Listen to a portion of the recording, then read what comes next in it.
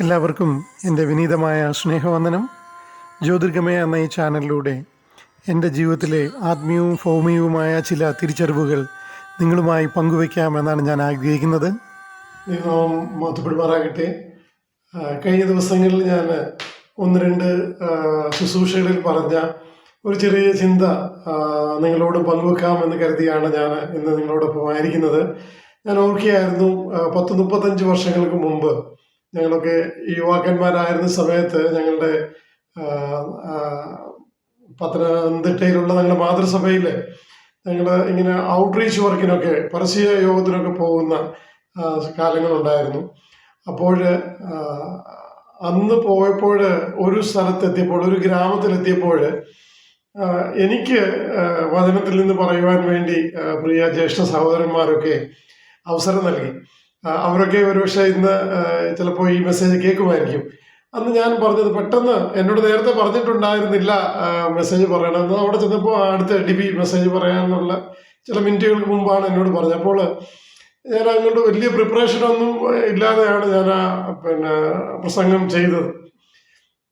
അപ്പോൾ ഞാൻ പെട്ടെന്ന് പറഞ്ഞത് ആ ഗ്രാമവും ആ അന്തരീക്ഷവും അത് ഇച്ചിരി ഉൾനാടൻ ഗ്രാമമായിരുന്നു. പെട്ടെന്ന് എൻ്റെ മനസ്സിൽ വന്നത് അനേക ചെറിയ വീടുകളും അല്ലെ കുടിലുകളും അങ്ങനെയൊക്കെയുള്ള ആ ദേശത്ത് ആണ്. അവിടെ ഇവിടെയായിട്ടൊക്കെയാണ് വീടുകൾ.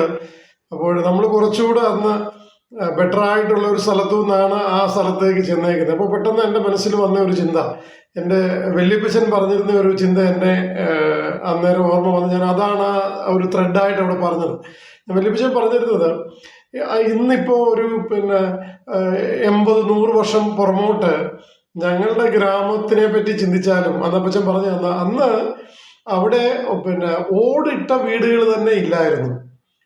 എല്ലാം ഓലമേഞ്ഞ വീടുകളും അങ്ങനെയുള്ളതാ. മിക്കവാറും 100 വീടെടുത്താൽ 99.9% ഓലമേഞ്ഞ വീടുകളും അങ്ങനെ ഓടിട്ട പോലും ഒരു വീടില്ലായിരുന്നു എന്നാണ് എൻ്റെ അപ്പച്ചൻ എനിക്ക് പറഞ്ഞു തന്നിട്ടുള്ളത്. അപ്പോൾ അതാണ് ഞാൻ ആ ഗ്രാമത്തിൽ ചെന്നപ്പോൾ ഞാൻ പറഞ്ഞു, ഞങ്ങള് ഇവിടെ വന്ന് നിങ്ങളുടെ ദേശത്ത് നിൽക്കുമ്പോൾ നിങ്ങൾ വലിയവനായ ദൈവത്തിങ്കിലേക്ക് തിരിയുകയാണെങ്കിൽ, അധ്വാനിക്കുന്നവരും ഭാരം ചുമക്കുന്നവരും ആയിട്ടുള്ളവരെ നിങ്ങൾ എൻ്റെ അടുക്കൽ വരുവിൻ. എൻ്റെ നുകം മൃദുവാണ്, എൻ്റെ ചുമട് ലഘുവാണ്, ഞാൻ നിങ്ങളെ ആശ്വസിപ്പിക്കാം, നിങ്ങൾക്ക് നിത്യജീവന്റെ വചനവും നൽകാം, അതോടൊപ്പം നിങ്ങൾക്ക് നിങ്ങളുടെ ജീവിതത്തിൽ സമൃദ്ധിയും ഉണ്ടാകും, ഭൗമികമായിട്ടുള്ള അനുഗ്രഹങ്ങളും ഉണ്ടാവും ഉള്ളൊരു ചിന്തയാണ് ഞാൻ അവിടെ പറഞ്ഞത്. കാരണം അന്ന് ഞങ്ങളുടെ ഗ്രാമത്തിനെ പറ്റി പറഞ്ഞത്, ഞങ്ങളുടെ ഗ്രാമം ഒരു കാലത്ത് ഇങ്ങനെയായിരുന്നു, ചില വർഷങ്ങൾക്ക് മുമ്പ് ഇങ്ങനെയായിരുന്നു. എന്നാൽ ഇന്ന് അനേക വലിയ വലിയ വീടുകൾ, അനേക അവിടുത്തെ കുഞ്ഞുങ്ങളൊക്കെ പഠിച്ച് ദൈവത്തെ വിളിച്ചത് കൊണ്ട് അനേക നന്മകൾ പ്രാപിച്ച ഒരു ഗ്രാമമായി തീർന്നു എന്നുള്ള ഒരു ത്രെഡ് ഞാൻ അവിടെ പറഞ്ഞത് എനിക്ക് ഓർമ്മയുണ്ട്. ഞാൻ പറഞ്ഞത്, എന്നാൽ ഇത് കഴിഞ്ഞപ്പോഴാണ് എനിക്ക് ചിന്ത വന്നത്, ഞാൻ ഉൾപ്പെട്ട് നിൽക്കുന്ന സഭയും അങ്ങനെയുള്ള ചില പാരമ്പര്യ ഇവാഞ്ചലിക്കൽ സഭകളൊന്നും, പ്രൊട്ടസ്റ്റന്റ് സഭകൾ, പല സഭകളും ഇങ്ങനെയുള്ള ഭൗമിക നന്മകളെ പറ്റി അധികം പ്രസംഗിക്കുന്നത് ഉത്സാഹിപ്പിക്കാറില്ല. കാരണം അവർ ഒരുപാട് സഭകൾ പറയും, ഞങ്ങൾ ഈ പ്രോസ്പെരിറ്റി മെസ്സേജിന് എതിരാണെന്ന് പറയുന്ന ഒത്തിരി പേരുണ്ട്. കാരണം ഈ കാലത്ത് ഈ പ്രോസ്പെരിറ്റി മെസ്സേജുകൾ ഒരുപാട് അങ്ങ് വർദ്ധിച്ച് ഒരുപാട് അതിലാണ് ആൾക്കാർ കൂടുതൽ ഫോക്കസ് ചെയ്യുന്നത് കാണുമ്പോൾ മറ്റുള്ള ചില സഭകൾ പറയും ഈ പ്രോസ്പെരിറ്റി പ്രസംഗം ഒരുപാട് തെറ്റാണെന്ന് പറയുന്നുണ്ട്. അപ്പോൾ ഇത് രണ്ടും കൂടെ ഒരു ചിന്ത വന്നപ്പോഴാണ് ചില വേദഭാഗങ്ങളുമായിട്ട് ബന്ധപ്പെട്ട് ഒരു ചിന്ത നിങ്ങളോടുകൂടെ പങ്കുവെക്കണമെന്ന് എനിക്ക് തോന്നിയത്. പെട്ടെന്ന് യോശുവയുടെ പുസ്തകം 1-ാം അധ്യായത്തിലേക്ക് വരുന്നുണ്ടേ നമുക്ക് കാണുവാനായിട്ട് കഴിയും. അതിൻ്റെ 6, 7, 8 വാക്യങ്ങൾ, 1-ാം അധ്യായത്തിൻ്റെ 6, 7, 8 വാക്യങ്ങൾ ഞാൻ എല്ലാം വായിക്കുന്നില്ല. അതിൻ്റെ ചില ഭാഗങ്ങൾ, ചെല്ലുന്നിടത്തൊക്കെയും നീ ശുഭമായിരിക്കേണ്ടതിന് അത് വിട്ട് ഇടത്തോട്ടോ വലത്തോട്ടോ മാറരുത്. 6-ാം വാക്യത്തിൽ പറയുന്നത്, പിതാക്കന്മാരോട് സത്യം ചെയ്ത ദേശം ഈ ജനത്തിന് അവകാശമായിട്ട് ലഭിക്കും. നിങ്ങളുടെ പിതാവിനോട് സത്യം ചെയ്തത്, നിങ്ങളുടെ പിതാക്കന്മാര് ദൈവത്തെ വിളിച്ചത് കൊണ്ട് നിങ്ങളുടെ പിതാക്കന്മാരോട് ചെയ്ത ചില വാഗ്ദത്തങ്ങൾ നിങ്ങൾക്ക് തന്നിരിക്കും, നിങ്ങൾക്ക് ചില ദേശം നിങ്ങൾക്ക് തന്നിരിക്കും. നിങ്ങൾ നിങ്ങൾ ചെല്ലുന്നിടത്തൊക്കെയും 7-ാം വാക്യത്തിൽ പറയുന്നത്, നീ ശുഭമായിരിക്കേണ്ടതിന് അത് വിട്ട് ഇടത്തോട്ടോ വലത്തോട്ടോ മാറരുത്. എൻ്റെ കൽപ്പനകൾ പ്രമാണിച്ച് നീ നടക്കണം. ഇടത്തോട്ടോ വലത്തോട്ടോ മാറാതിരുന്നാൽ നീ ശുഭമായിരിക്കും. ഇംഗ്ലീഷിൽ അതിന് ഉപയോഗിക്കുന്ന വാക്ക് you will prosper there where you go. അപ്പോൾ അവിടെയും നിനക്ക് പ്രോസ്പെരിറ്റി ഉണ്ടാവും, നീ ശുഭമായിരിക്കും. നീ എൻ്റെ കൽപ്പന പ്രമാണിച്ചു നടന്നാൽ നിന്റെ പിതാക്കന്മാരോട് പറഞ്ഞ ദേശം നിനക്ക് അവകാശമായിട്ട് തരും. നിന്റെ ജീവിതത്തിൽ പ്രോസ്പെരിറ്റിയും ഉണ്ടാവും. 8-ാം വാക്യത്തിൽ വീണ്ടും പറഞ്ഞിരിക്കുന്നത്, ഓക്കെ, പ്രമാണിക്കേണ്ടത് നീ രാവും പകലും അത് ധ്യാനിച്ചുകൊണ്ടിരിക്കണം, എന്നാൽ നിന്റെ പ്രവൃത്തി സാധിക്കും, നീ കൃതാർത്ഥനായും ഇരിക്കും. U will prosper there and you will success in your work. There will be success in your work and you will prosper there in that land. അപ്പോൾ ഇവിടെ ഇത് ആവർത്തിച്ച് പറയുന്നത്, നിങ്ങൾക്ക് ഭൗമിക അനുഗ്രഹങ്ങൾ ഉണ്ടാവും. എൻ്റെ കൽപ്പനകൾ പ്രമാണിച്ച് നിന്റെ പിതാക്കന്മാരോ നീയോ അത് പ്രമാണിച്ച് ഇടത്തോട്ടോ വലത്തോട്ടോ മാറാതെ നടന്നാൽ നിന്റെ ജീവിതത്തിൽ നിനക്ക് ജീവിത വിജയവും പ്രോസ്പെരിറ്റിയും ഉണ്ടാവുമെന്ന് വലിയവനായ ദൈവം യോശുവയോട് പറയുകയാണ്. നിങ്ങളുടെ ജനത്തിന് ഇസ്രായേലിനോട് കർത്താവ് പറയുന്നതായിട്ട് നമുക്ക് കാണുവാനായിട്ട് കഴിയും. അതുപോലൊക്കെ സങ്കീർത്തനം 27-ന്റെ 13-ാം വാക്യത്തിൽ പറയുന്നത് എന്താ, എൻ്റെ ദൈവം നമ്മുടെ ദേശത്ത് നമുക്ക് അനുഗ്രഹം ചെയ്യുമെന്ന് വിശ്വസിച്ചില്ലെങ്കിൽ അയ്യോ കഷ്ടം. അതുകൊണ്ടൊക്കെ 34-ാം സങ്കീർത്തനത്തിൽ എന്താ പറയുന്നത്, അവങ്കിലേക്ക് നോക്കി ഒരു പ്രകാശരായ അവരുടെ മുഖം ലജ്ജിച്ചു പോയതുമില്ല, ബാലസിംഹങ്ങളും ഇറയിട്ടാതെ വിശന്നിരിക്കും, എന്നാൽ തന്നെ അന്വേഷിക്കുന്ന മക്കൾക്ക് ഒരു നന്മയ്ക്കും കുറവുണ്ടാകുകയില്ല. അത് തന്നെയല്ലേ 23-ാം സങ്കീർത്തനത്തിലൊക്കെ നമ്മളതല്ലേ പറയുന്നത്, ശത്രുക്കളുടെ മുമ്പാകെ മേശ ഒരുക്കി നമ്മളെ നടത്തുന്ന കർത്താവ്, നന്മയും കരുണയും ഒക്കെ ആയുഷ്കാലമൊക്കെയും നമ്മളെ പിന്തുടരുന്ന കർത്താവ്. അപ്പോൾ ഈ വാക്യങ്ങളൊക്കെ വിശ്വസിക്കുന്നവരാണ് എല്ലാ ക്രിസ്തീയ വിശ്വാസികളും. അതുപോലൊക്കെ തന്നെയാണ് നമ്മൾ പുറമോട്ട് 100 വർഷത്തെ പുറമോട്ട് നമ്മൾ ചിന്തിച്ചാൽ നമ്മുടെ പിതാക്കന്മാരൊക്കെ വലിയപ്പച്ചന്മാരൊക്കെ അവരുടെ മക്കളെ ഒക്കെ പഠിപ്പിച്ച് അവർ നല്ല വിദ്യാഭ്യാസം കൊടുത്ത് അവർക്കൊരു ജോലി ലഭിക്കുവാൻ വേണ്ടി പിതാക്കന്മാരും വലിയപ്പച്ചന്മാരൊക്കെ ചെയ്തു. എന്തിനു വേണ്ടിയാ? അന്നൊരു 500-1000 രൂപ ശമ്പളമുള്ള ഒരു ജോലി ലഭിക്കാൻ വേണ്ടിയാണ്. അവരുടെ ജീവിതത്തിൽ അവർ വലിയപ്പച്ചന്മാരൊക്കെ കാർഷിക വൃത്തിയും അല്ലെങ്കിൽ മലഞ്ചരക്ക് വ്യാപാരം ഒക്കെ ആയിരുന്നെങ്കിൽ അവരുടെ മക്കൾ അതിലും പ്രോസ്പറസ് ആകണം, ഭൗമികമായിട്ടും അനുഗ്രഹിക്കപ്പെട്ടവരാവണം എന്നുള്ള രീതിയിലും ആഗ്രഹവും കൊണ്ടാണ് അവരെല്ലാം ചെയ്തത്. അന്നത്തെ 500-1000 ഒക്കെ മാറി. ഇന്ന് നമ്മുടെ കാലം വന്നപ്പോഴത്തേക്ക് നമുക്ക് ലക്ഷങ്ങളുടെ സാലറി ലക്ഷ്യം വെച്ചാണ് നമ്മൾ ഓരോ ജോലിയും പ്രൊഫഷനും അല്ലെങ്കിൽ ഓരോ ദേശമൊക്കെ തിരഞ്ഞെടുക്കുന്നത്, ശരിയല്ലേ? അപ്പോൾ അതിൻ്റെ മധ്യത്തിൽ നമ്മൾക്ക് ഒരു കാപട്യം നമ്മൾ പറയാൻ പാടില്ല. നമ്മൾ ഈ പ്രോസ്പെരിറ്റി ആഗ്രഹിക്കാത്തവരാണ്, അല്ലെ അതിനെപ്പറ്റി പ്രസംഗിക്കാത്തവരാണ് എന്ന് നമുക്ക് പറയാൻ പാടില്ല. നമ്മൾ പ്രോസ്പെരിറ്റിയെ പറയത്തില്ല എന്ന് ആരെങ്കിലും പറയുന്നുണ്ടെങ്കിൽ അതൊരു മൂടുപടം അണിഞ്ഞിട്ടുള്ള ഒരു സംസാരമാണെന്ന് മനസ്സിലാക്കാം. കാരണം ഈ പ്രോസ്പെരിറ്റി നന്മ ആഗ്രഹിക്കാത്ത ആരും ഇല്ല എന്നുള്ളത് തന്നെയാണ് സത്യം. അതിന്റെ വേറൊരു വശമുണ്ട്. എന്നാൽ പുതിയ നിയമത്തിലേക്ക് വരുമ്പോൾ പുതിയ നിയമ വിശ്വാസികൾ ഇതിൽ നിന്ന് വിഭിന്നമായിരുന്നു. അങ്ങനെയല്ല, കർത്താവ് എല്ലാവർക്കും അവർക്ക് ആവശ്യമുള്ള നന്മ നൽകുന്നത്. കർത്താവ് വിശന്നിരുന്നവർക്ക് 5 അപ്പവും 2 മീനും കൊണ്ട് അവർക്ക് പോഷിപ്പിച്ചു കഴിഞ്ഞ് പിന്നെയും 12 കൊട്ട നിറച്ചെടുത്തു. പത്രോസിനോട് വല വീശാൻ പറഞ്ഞിട്ട് വല കീറുമാറുള്ള സമൃദ്ധി അവന് കിട്ടി. എന്നാൽ ഇത് സമൃദ്ധിയുടെ സുവിശേഷം പറയാനല്ല ഞാൻ പറയുന്നത്. പക്ഷെങ്കിൽ നമ്മൾ ആരും ബുദ്ധിമുട്ടി ദാരിദ്ര്യത്തിൽ കിടന്ന് കഷ്ടപ്പെടണമെന്ന് ആഗ്രഹിക്കുന്ന ദൈവമല്ല നമുക്കുള്ളത്. നിങ്ങളെല്ലാം ശുഭമായും നിങ്ങളുടെ പ്രവൃത്തികളൊക്കെ സക്സസ് ആവണമെന്നും അനുഗ്രഹിക്കുന്ന ഒരു ദൈവമാണ് നമ്മുടെ കൂടെ ഉള്ളത്. അതിന് ദൈവം പറഞ്ഞേക്കുന്ന കണ്ടീഷൻ ഇത്രയേ ഉള്ളൂ. എന്താ?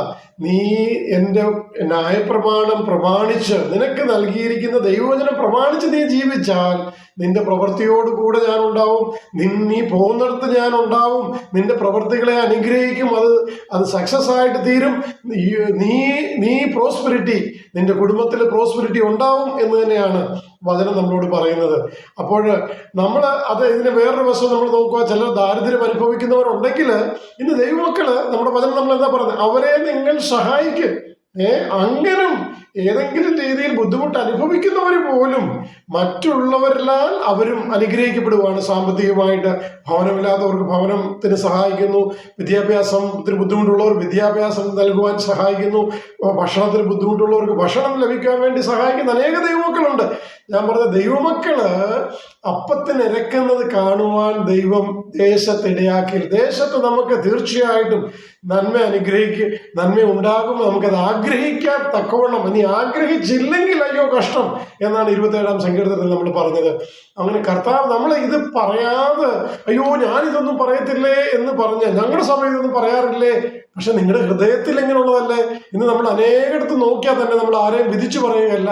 അനേക ശുശ്രൂഷകളിൽ നിൽക്കുന്നവർ തന്നെ 10ഉം 65ഉം അങ്ങനെയൊക്കെ വയസ്സായ ആൾക്കാർ തന്നെ ഭൗമികമായിട്ടുള്ള നന്മകളും അങ്ങനെയുള്ള പ്രോസ്പെരിറ്റിയും ഒക്കെ ലഭിക്കണമെന്നുള്ള രീതിയിൽ ഭൗമികമായിട്ടുള്ള ബിസിനസ്സും ജോലികളും ഒക്കെ ചെയ്ത് ശുശ്രൂഷയിൽ പൂർണ്ണസമയ ശുശ്രൂഷ എന്ന് പറഞ്ഞ് നടന്നവർ പോലും ഭൗമികമായിട്ടുള്ള നന്മയ്ക്കും വേണ്ടി ഓടുന്നതായിട്ട് നമുക്ക് ചുറ്റും കാണുവാനായിട്ട് കഴിയും. അതപ്പോൾ ഒരു ഇരട്ടത്താപ്പ് നയമാണെന്ന് നമുക്ക് മനസ്സിലാക്കുവാനായിട്ട് കഴിയും. അങ്ങനെ എന്നിട്ട് അവർ പറയും ഞങ്ങൾ ഇതൊന്നും പറയുന്നവരല്ല, ഞങ്ങൾ ഇതൊന്നും പ്രസംഗിക്കുന്നവരല്ല. അങ്ങനെയല്ല, അങ്ങനെ ഒരു കാപട്യം നമ്മൾ മുഖം മൂടി അണിയേണ്ട ആവശ്യമില്ല. We can preach. നിങ്ങൾ ദൈവത്തെങ്കിലേക്ക് നോക്കിയാൽ നിങ്ങൾ ലജ്ജിക്കത്തില്ല എന്ന് പ്രസംഗിക്കുന്നതിനകത്ത് യാതൊരു തെറ്റുമില്ല. കർത്താവ് അത് നൽകിയിരിക്കും. ഞാൻ മുമ്പേ സൂചിപ്പിച്ചതുപോലെ ഇതിന് വേറൊരു വശമുണ്ടെന്ന് പറഞ്ഞത്. എന്നാൽ അപ്പോസ്തലനായ പൗലോസിനെ പോലെയും അപ്പോസ്തലനായ പത്രോസിനെ പോലെയൊക്കെയുള്ള വിശുദ്ധന്മാർ കർത്താവിന് വേണ്ടി ഇറങ്ങി തിരിച്ച് ആ വിഷൻ ലഭിച്ചവർക്കുണ്ടല്ലോ, അവർക്ക് ഇതൊന്നും ഒരു വിഷയമല്ല. അത് നമ്മൾ മറക്കാൻ പാടില്ല. നമ്മൾ വിചാരിക്കും ചില ആൾക്കാർ അവർക്ക് ചിലപ്പം അവർക്ക് ബുദ്ധിമുട്ടാണല്ലോ, അവര് ഈ ലോകത്തിന്റെ സുഖങ്ങളൊന്നും അനുഭവിക്കുന്നില്ലല്ലോ എന്നൊക്കെ, അങ്ങനത്തെ ഒത്തിരി പേരുണ്ട് കേട്ടോ. പക്ഷേ അവരുടെ സന്തോഷം അതാണ്. കർത്താവിന് വേണ്ടി ആ രീതിയിൽ ജീവിക്കാൻ വേണ്ടി അവർ സന്തോഷം. നമുക്ക് 2 ലക്ഷം രൂപ ശമ്പളം കിട്ടുന്നതിനേക്കാട്ടിലും സന്തോഷമാണ് അവർക്ക് ഒന്നുമില്ലാതെ ദൈവസന്നിധിയിൽ ജീവിക്കുന്നത്. കാരണം അവരെ ദൈവം ഏൽപ്പിച്ചിരിക്കുന്ന ശുശ്രൂഷയിൽ ഏത് ബുദ്ധിമുട്ടാണെങ്കിലും, ചിലപ്പോൾ അവരെ ആയിരിക്കുന്ന മേഖലകളിൽ ചിലപ്പം ചിലർ പൈസ എത്തിക്കാൻ ശ്രമിച്ചാൽ പോലും സമയത്ത് എത്തിക്കാൻ പറ്റും. അപ്പോൾ അവർക്ക് ബുദ്ധിമുട്ടുണ്ടാവും, അവർക്ക് പ്രയാസങ്ങളുണ്ടാവും, പ്രതികൂലങ്ങളുണ്ട്. പക്ഷെ അതിനെ സ്നേഹിക്കുകയും അതനുസരിച്ച് ജീവിക്കാൻ സന്തോഷത്തോടെ കർത്താവിനെ ശുശ്രൂഷിക്കുന്നവരെ, ആ രീതിയിൽ വളർന്നവരെ മാത്രമേ കർത്താവ് ആ രീതിയിൽ ഉപയോഗിക്കുന്നുള്ളൂ എന്ന് നമ്മൾ മനസ്സിലാക്കണം. അവരത് വളരെ സമൃദ്ധിയായിട്ടാണ്, അവരുടെ മനസ്സിൽ അത് സമൃദ്ധിയായിട്ടാണ് അവരിത് ചെയ്യുന്നത്. അതാണ് ഞാനൊരു വശമുണ്ടെന്ന് പറഞ്ഞത്. അങ്ങനെയുള്ളവരെ കർത്താവ് ആ രീതിയിലാക്കിയിരിക്കുന്നു എന്ന് മാത്രം മനസ്സിലാക്കിയാൽ മതി. എന്നാൽ നിങ്ങൾ കർത്താവ്, നമ്മൾ സാധാരണപ്പെട്ടവരായിട്ടുള്ള ആൾക്കാർ, അല്ലെങ്കിൽ നമുക്ക് ഈ പറയാം ഒരു 98% ക്രിസ്ത്യാനികളും അവർ ഹൃദയത്തിൽ നന്മ ആഗ്രഹിക്കുകയും അവരുടെ കുടുംബത്തിനും കുഞ്ഞുങ്ങൾക്കും ഒക്കെ ഭൗമിക ആത്മീയ നന്മകൾ ആഗ്രഹിക്കുന്നവരാണ്. അപ്പോൾ നമ്മൾ അത് മറച്ചു വെച്ച് സംസാരിച്ച് ഒരു കാപട്യം കാണിക്കേണ്ട ആവശ്യമില്ല. നമുക്കിത് പറയാം, നമ്മൾ മറ്റുള്ളവരോട് പറയും എന്നെ കർത്താവ് അനുഗ്രഹിച്ചു, ഞാൻ എന്നെ കൂട്ടുകാരിൽ പരമായി ആനന്ദ തൈലം കൊണ്ട് അഭിഷേകം ചെയ്തു എന്ന് പറയാൻ നമ്മുടെ സാക്ഷ്യം നമ്മൾ മറ്റുള്ളവരോട് പറയണം. കർത്താവ് എന്നെ ലജ്ജിക്കുവാൻ ഇടവരുത്തിയില്ല. ഈ കർത്താവ് നമ്മളോട് കൂടെ നമ്മുടെ എല്ലാ ആവശ്യങ്ങളിലും നമ്മുടെ ആത്മീയമായിട്ട് ജീവൻ സമൃദ്ധിയായിട്ട് ഉണ്ടാവാൻ കർത്താവ് വന്നു എന്ന് പറയുമ്പോൾ, അതുപോലെ തന്നെ ഭൗമികമായിട്ടും നിങ്ങളുടെ ആവശ്യങ്ങൾ നിങ്ങളോട് കൂടെ ഇരിക്കും എന്നുള്ള അനേക തെളിവുകൾ നമുക്ക് വചനത്തിൽ നിന്നുണ്ട്. അത് പറയുവാൻ നമ്മൾ മടിക്കേണ്ട ആവശ്യമില്ല. നമ്മുടെ സാക്ഷ്യം പറയുവാൻ നമുക്ക് മടിക്കേണ്ട ആവശ്യമില്ല. കഴിഞ്ഞ അനേക വർഷങ്ങൾ നമ്മൾ ചരിത്രം പുറമോട്ട് നോക്കിയാൽ കർത്താവിലേക്ക് വന്ന ആരാ, അല്ലെങ്കിൽ അപ്പത്തിന് ബുദ്ധിമുട്ടുന്നവരാരാണ്, വിദ്യാഭ്യാസത്തിന് ബുദ്ധിമുട്ടുന്നവരാരാണ്, ദൈവം ഒന്നല്ലെങ്കിൽ വേറൊരു രീതിയിൽ അവരെ അനുഗ്രഹിച്ചിരിക്കും എന്നുള്ളതിന് യാതൊരു സംശയവുമില്ല. ഈ ചിന്തകളാൽ കർത്താവ് നിങ്ങളെയും സഹായിക്കട്ടെ. നിങ്ങളുടെ സാക്ഷ്യം ഈ മറ്റുള്ളവരോട് പറഞ്ഞ് മറ്റുള്ളവരെ ഉറപ്പിക്കുവാൻ, കർത്താവിൽ ബലപ്പെടുവാൻ, ശരണപ്പെടുവാൻ, അവന്റെ കൽപ്പനകൾ പ്രമാണിച്ച് നിങ്ങൾ ജീവിച്ചാൽ നിങ്ങളും അനുഗ്രഹിക്കപ്പെടും, ദേശം അവകാശമാക്കും, നിങ്ങളുടെ പ്രവൃത്തി സക്സസ്ഫുൾ ആയി തീരും, നിങ്ങൾ പ്രോസ്പറസ് ആയി തീരും എന്നുള്ള ഒരു സാക്ഷ്യം കൂടെ നമ്മൾ മറ്റുള്ളവരോട് പങ്കുവയ്ക്കുവാൻ നമുക്ക് കഴിയണം. എൻ്റെ ജീവിതത്തിലും എനിക്കത് അനേകരോട് പറയുവാൻ ഇടയായിട്ടുണ്ട്. ഞാൻ തുടർന്നും പറഞ്ഞുകൊണ്ടേയിരിക്കും. ഞാൻ കർത്താവിലേക്ക് നോക്കി, എന്നെ കർത്താവ് ലജ്ജിക്കുവാൻ ഇടവരുത്തിയില്ല. കൂട്ടുകാരിൽ പരമായി ആനന്ദ തൈലം കൊണ്ട് അഭിഷേകം ചെയ്ത് കർത്താവ് നന്മയും കരുണയും ഒക്കെ നൽകി എന്നെ നടത്തിക്കൊണ്ടിരിക്കുന്നു എന്നുള്ള സാക്ഷ്യവും ഇതോടൊപ്പം ചേർന്ന് പറഞ്ഞ് ഞാൻ കർത്താവിനെ മഹത്വപ്പെടുത്തുന്നു. കർത്താവിന് വിലയിരുന്ന നാമം മാത്രം വാഴ്ത്തപ്പെടുമാറാകട്ടെ.